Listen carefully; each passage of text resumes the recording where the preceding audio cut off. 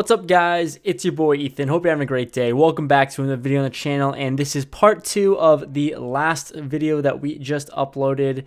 Going over the second half of the hands that we played in this session. Just wasn't able to fit it all in one video. The camera cut out, and just because of that, we're splitting into 2 videos. So we've got some few hands to go over to finish off. If you haven't seen the first video already, obviously, please do watch that one first, and you can follow along because we went through the whole freaking cycle of poker this session that I'm talking about. From last video to this video, we went over from some playing really bad to running pretty well to getting tilted, getting sucked out, and then playing well, and then getting sucked out, and then getting tilted. So all of it we experienced, all the emotions. So let's get into it and continue from the last hand. So here, first hand in this video, first hand of the second session, second half of the session, we have pocket threes in the big blind with an under the gun straddle. With the under the gun straddle out there, it becomes a 6-way limped pot, so we like that. So we get to see a nice little flop with pocket threes, 6 ways, and the flop comes king, tray, three, 2 spades out there, and we're loving it. Middle set with a pretty dry board, to be honest. So when action checks to me, obviously, I'm going to check, inducing someone to bet out there into the field. But unfortunately, action checked all the way around, which kind of stinks. The turn is a 5 of clubs, so, you know, pretty insignificant card, I'd say. I obviously check when action's onto me again. I gotta bait someone to bet right into this massive field. The middle position player, who is pretty weird, bets $10. This is a normal thing for him. He bets tiny for no reason, absolutely no reason at all. The next player to his left calls, and action's onto me now. Obviously, we are easily check raising the spot a million times out of a million. So I'd go ahead and put the raise to $40. And the middle position player who bet $10, he folds. It's just so weird. I don't know what's going on in his mind. But the next player who called the 10 calls. So we've got some action. Let's go to a clean run out and get some more value. We go to a river heads up, which is a 7 of spades. The front door flush gets there, but I'm really not too worried about this card. I think a flush draw bets the flop all the time, but even then we're still way too strong to be to just be checking it here. So probably gonna bet this and fold to a raise, but I bet $45. He doesn't think for too long before making the call, and we take it down, get some value with a set of 3s, and we scoop it. Following hand, we have pocket deuces in the middle position here, and there's a limper to a early position player who raises to $15. Action onto me, I call, and surely enough, after my call, 4 people call as well. So we are on a very, very, very active table. So let's go to a flop, 6 ways of queen 3 deuce. So once again, flopping a set, and we love it. And small blind ends up leading out for $15. Like I said, it is a crazy table. If you haven't noticed already, crazy table, crazy action. We love it. Under the gun player makes the call who limped, and early position player pre-flop raiser raises it up to $50, and he has about 175 behind. I'm sitting here with bottom set, and there's a ton of action in front of me. I'm pretty confident I have the best hand, especially on this real active table, and I am just ready to get stacks in. So when action's onto me, facing this $50 raise, I will 3-bet in this spot to 200, just trying to get stacks involved. I'm not expecting the other players that bet the 15 or call the 15 to call. Really just trying to ISO this pre-flop raiser, get his aces and kings and queens of the world to call, and not the queens, but aces and kings, and I guess ace queens sometimes to call. But let's see what happens. Well, it folds to the under the gun player. The small blind player who bet 15 folded, and under the gun rips it in. He calls for less, about 131 total. The early position player does not fall into my plan. He folds and gets out of the way. So we're heads up to a run out. The turn is the 8 of clubs, and the river is the 5 of diamonds. I show my bottom set, and we get shown the horrible news. We get shown the flush. He has Jack 6 of diamonds, man. Under the gun player with Jack 6 of diamonds. This is the kind of table we're playing on.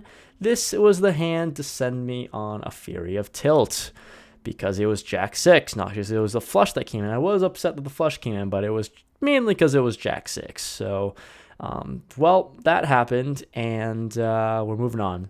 So after that hand, we decide to open up our range just a tad bit here. We're in the small blind. We're playing shorthanded, all right, just to like kind of defense myself. I don't know. Shorthanded, small blind, queen 8 of clubs. Yep, you heard it right, queen 8. There's 2 limpers to me, and we are going to do the plus EV move of raising it up to $18.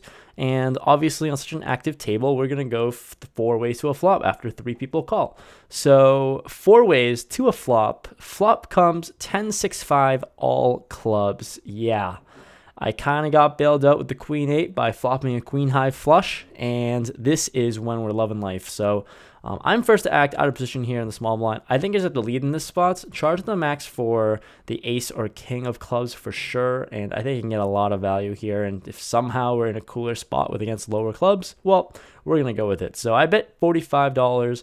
Only the undergun player calls, and he's an older person, older gentleman, so I assume that he's not going to be really being crazy here. He's got to have, something, probably the ace or king of clubs here. So we go to a turn, which is the jack of clubs. Horrible, gross, disgusting card, and not really much to do here. I just have to check with my queen high flush.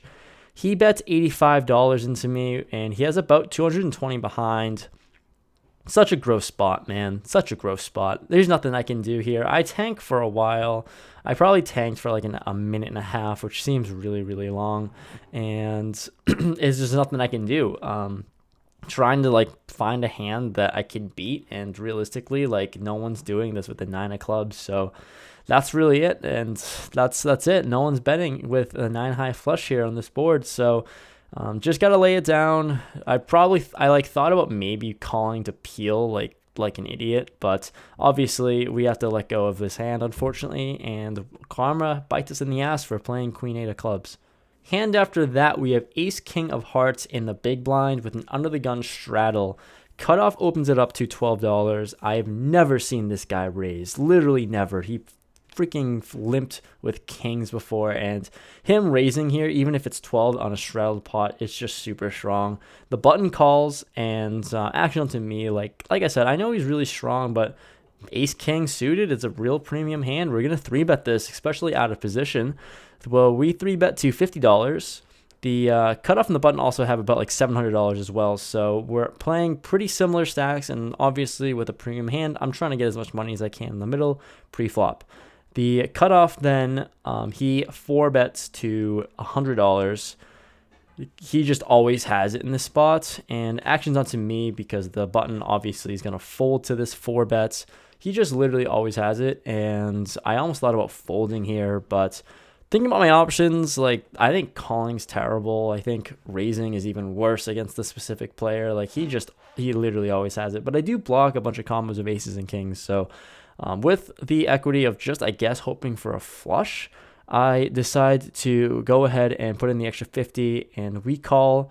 We go to a flop of 9-8-5 rainbow, just the grossest board ever. I check. He quickly jams his stack, and like he just jams like $600 into 200 or whatever it is. Obviously, fold for me, little annoying, and we are back onto tilt. This hand I wasn't too involved in, but I just wanted to show it out there because, well, it's 1, super interesting, and 2, involves the player from the last hand who 4-bet to $100, who min 4-bet me. So we are in early position here. We're playing 7-handed, playing short, so that's always cool, and I have pocket 10s. I opened in things up to $16, bigger side, because, well, we're playing shorthanded, and also the table is just so call happy. So, like I said, really call happy. It's 3 calls to this small blind player who 3-bets to $50. Small blind's the same player from last hand, so we never see him 3-bet. He's just nutted here all the time. So action's onto me. Facing this 3-bet, I'm just going to go set mining here.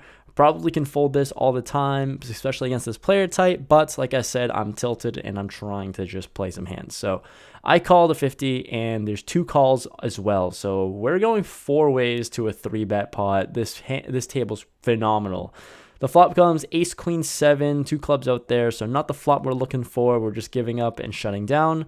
The small blind leads for $75. Obviously, we're giving up. We're out of there. And he gets 1 caller in the cutoff. So We're just gonna watch this. Heads up to a turn, which is the Jack of Spades.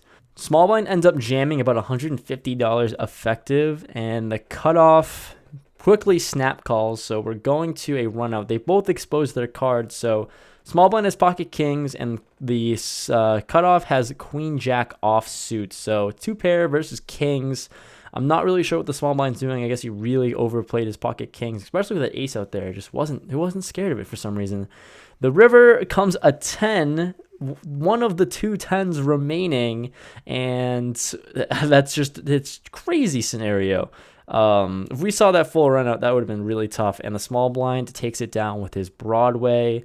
What a crazy hand. Interesting dynamics. Like I said, my read is pretty spot on. This guy literally never, I mean, it's hard to have a bad read against this guy because he just doesn't ever show aggression unless he's nutted like this with pocket kings. And interesting play throughout, because he just jammed with middle pair essentially on such a really wet board. So that's just the kind of table that we're sitting on. So a lot of fun to be had.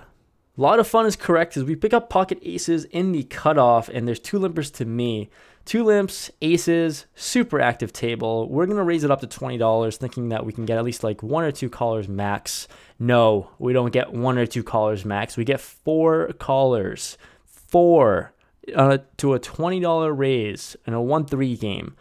Cool. So we're going to go 5 ways to a flop of 9-6-6 rainbow. Probably the best flop I could ask for, especially when it checks to me. Like, everyone's just so active, and some of the most active players are obviously not too deep for obvious reasons. So I'm going to bet really small here, $25 into the field. This is really exploitative. I mean, like I said, there's really no cards that I'm afraid of. If someone does 2-outer me with like a pocket pair into a boat, so be it. That's gonna happen, and that's totally fine. But like I said, this is a board that I'm absolutely nutted on like 9 out of 10 runouts. That's a made up number, all right? Don't quote me on that. But bet tiny, $25 in position, and we get 2 callers from 2 extremely small stacks. So like I said, we're gonna get action regardless of what we're looking for. The turn is a queen.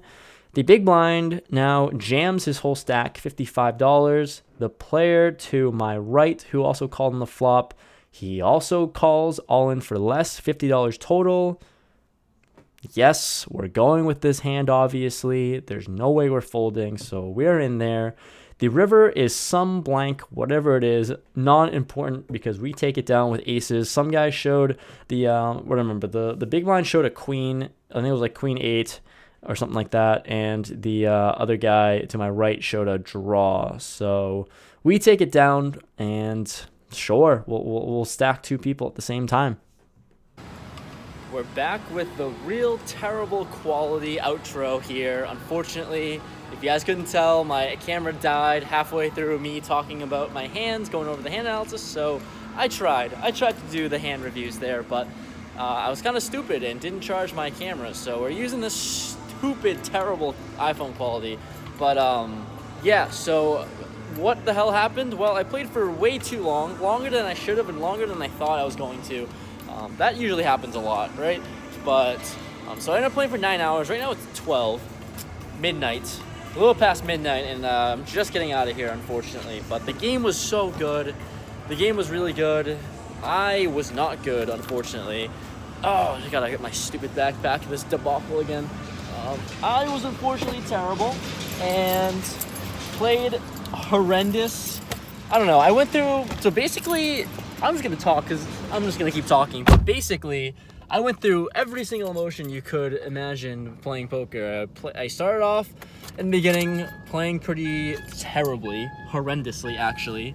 And then in the middle of the session, I ran well. I ran really good and didn't really have to play good. But then after that, in the closeout, I went back to running kind of bad and also playing like absolute garbage. So final numbers in the game for 340, out of the game for 541, profit of $201 in 9 hours. Who is beeping?